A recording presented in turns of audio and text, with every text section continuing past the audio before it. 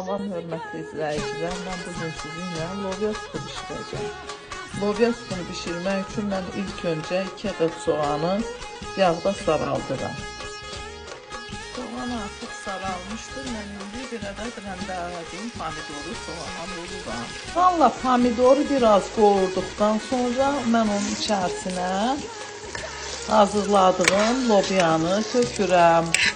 Lobya supunda mən əsasən həm yaş lobya, həm də göy lobyadan istifadə edirəm. Çox ləzzətli olur.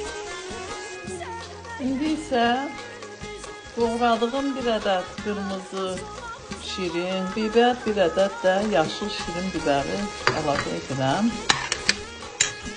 Duz,